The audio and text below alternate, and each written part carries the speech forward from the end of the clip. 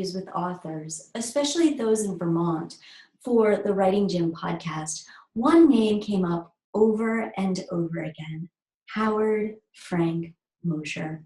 It's clear from the love that these authors have for this man that Howard is an author who gives and gives, who wants writers to succeed and thrive. He has made a difference in so many lives, and we are so grateful for him. Thank you, Howard, for all you do to make writing an inviting and caring space. We cherish you.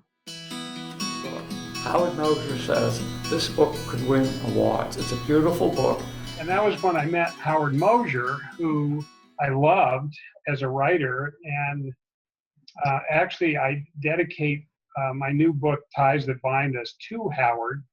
And you know, he, as I said in the little dedication, he's probably the most generous human being I've ever met. He has helped so many writers, whether he knows them or whether he doesn't. In fact, I was having a hard time getting going on a story in 1987 or 8, I don't remember now. And just on a Friday night, I thought, well, I'll look in the phone book in Irisburg and see if Howard's listed.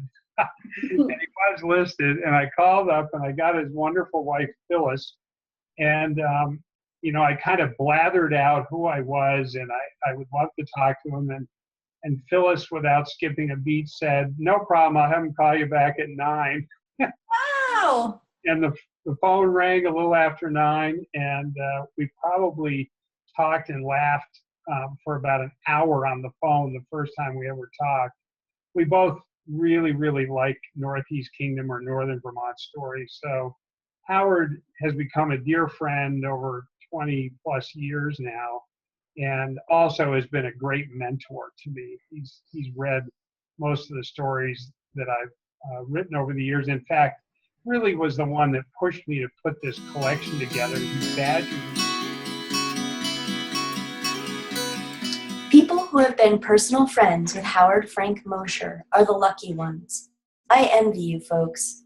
I've known him only professionally, as a speaker at League of Vermont Writers meetings, as a presenter at various events around the state, reading his own works at libraries and bookshops. But every time we've met, he's been a gracious and welcoming presence, and I'm pleased to have known him even that much. Howard is also well known across Vermont for his support and encouragement offered freely to other writers and artists in our communities.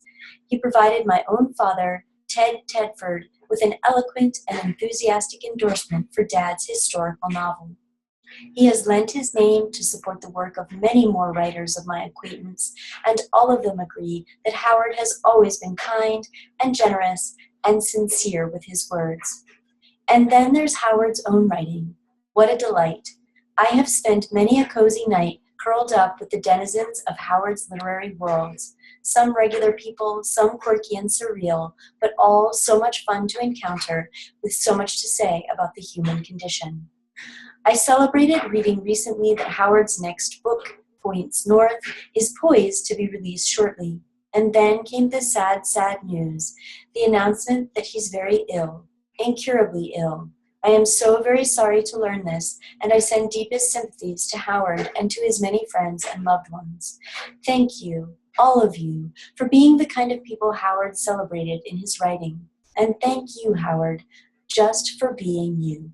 Pat Gowdy O'Brien.